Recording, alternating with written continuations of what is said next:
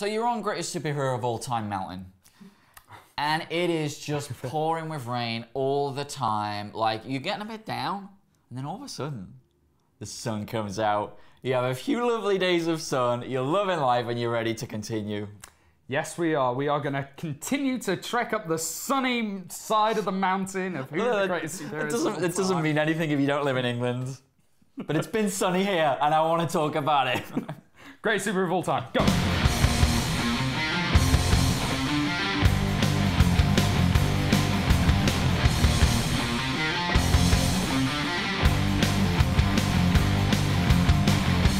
Okay, so Spider-Man. He did well, didn't he? He did. He did very well with, I don't know how many he won to, like, 3. It was a fair bit, yeah. People were pretty set on Spider-Man. Hey, listen, I like Bobby, but it was the right decision. You guys made a good choice, I think. So today we're talking about Dick Grayson versus Rogue. If you don't know, we're going back to the comics. We're reading some classic runs. Well, in my case, a really modern run about these characters, and you're making the decision. You're deciding who's going to go through to the next round. So do you want to kick us off? You read Year 1? I can do. Yes, I read Nightwing Year 1. Which is kind of, I don't want to say it's the definitive Nightwing story, but it's kind of the retelling of his origins and how he came to be Nightwing. Written by Chuck Dixon, who basically was Nightwing in the 90s. Well, he was Batman in the 90s. He did all of it. And I can't remember who the art's by. I want to say Scott McDaniel. That sounds right. Yeah, let's go with that. We'll give him credit anyway. Okay, Scott McDaniel, have it. Yeah, and it follows Dick Grayson's journey from being fired as Robin due to his ever increasing involvement with the Teen Titans and not having enough time to be by Batman's side, all the way up to the kind of I am full-on Nightwing. And I mean, first of all, this is a very well-written book by Chuck Dixon. You know, DC in the 90s was doing something that Marvel weren't doing in the 90s, which was writing for a more adult audience. You know, they have... The book is full of exposition, but the way in which they do it is through the medium of a letter. Like, Dick Grayson's writing a letter to Bruce Wayne to explain himself. Yeah. So, you know, that's how we get from point A to point B, if they're ever in a bind to do that. You get a lot of great cameos along the way. You know, we get the introduction of the Nightwing name from Superman. We get Deadman with the costume. You know, great things like that. Batgirl plays a major part. And it's also the introduction of Jason Todd as the new Robin and how Dick Grayson feels about that. Yeah, as I said, the writing is really good in it. The artwork is solid. I really can't complain about it. And the best bit is it really shows the character of Dick Grayson perfectly. You know, he's this character who lost his parents at a young age, has just lost his father, or has been outcast by his father, and you know it's how do you adapt to that? And instead of wallowing and being in self-pity and things like that, you know, he goes back to his roots of the circus, and he rediscovers himself. He discovers why he's a hero. And there's a brilliant moment where he's talking to Superman. Superman's like, are you not a little bit young to be retiring? Like, is that something to consider? And Dick Grayson just says, this is the life I chose. You know, I will be a superhero all my life. I will protect justice. And yeah, that I think nails the character of Dick Grayson. He is a superhero for life, whether it's as Robin or as Nightwing. He really does show his resiliency in there. And, you know, instead of being bitter towards Jason Todd, he almost takes him under his wing. Yeah, he does. He does that a lot with all the Robins, I think. Yeah, which is a great kind of relationship. It's a nice dynamic, isn't it? That he knows what it's like. He has problems with Bruce. He has problems with the way Bruce does things. And I think that's why he's sympathetic towards the Robins, and he sort of takes them under his wing. Yeah, and I love that he starts affectionately calling Jason Todd the boy blunder.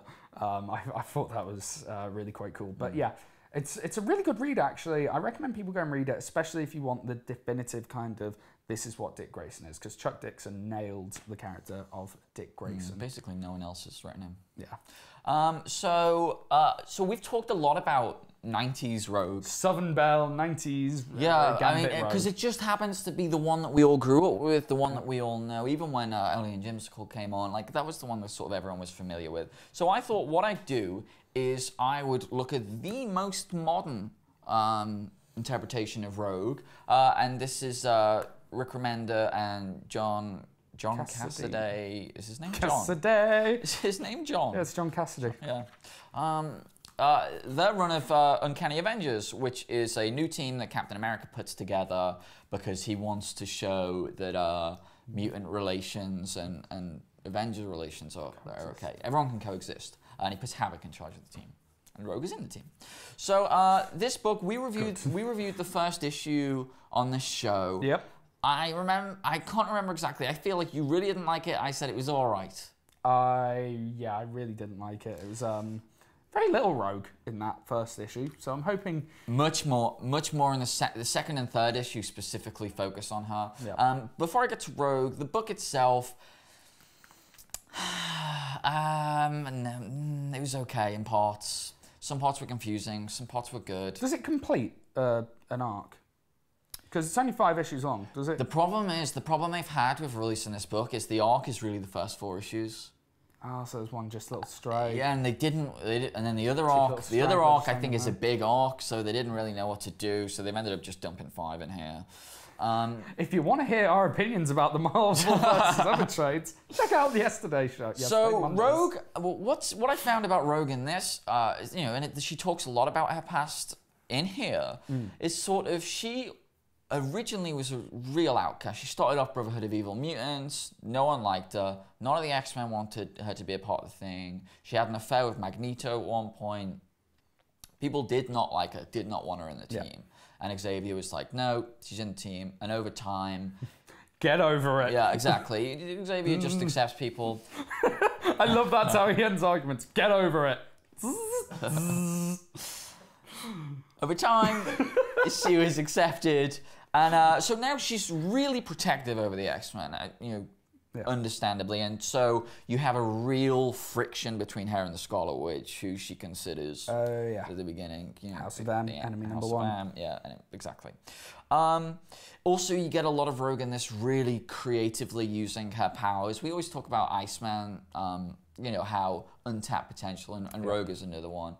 She's really someone who, for the longest time, didn't understand her powers, didn't know how to use them, and in this, we get some really creative and ingenious ways of her using her powers. So, this is someone who I found in this book, anyway, I think actually Rogue and Scarlet Witch, and to some extent Havoc, are the best parts of this book, learning about these characters, their motivations, and I kind of like how protective Rogue is over the X-Men, and how powerful, she really shows in this as well, how powerful she is. She even can be too powerful. So, book, but also it really is a good interpretation of Rogue. It's a good way to find out more about that character and more about her past. And I think the thing to take away from it is that she does have this troubled history. She has this troubled past that she's really tried to come through, and that she's been given an opportunity, and she's really protective over those people and those times. Brilliant. So that's 2 stories from these 2 superheroes, and now it's up to you guys which one of them gets through to the next round, Nightwing or Rogue. Comment down below, let us know, because it's vital that you guys comment in this quarterfinal. Yeah, last week's wasn't close, this week's could be. You never know. Your vote. It's all up to you guys. Your vote could make the difference. So. Also, you can let us know on Twitter who you think should go through, at Comic Book Show 1. Yeah, and don't forget to join us on Friday, where we'll be talking about the best books in the month of April. See you then. Get over it.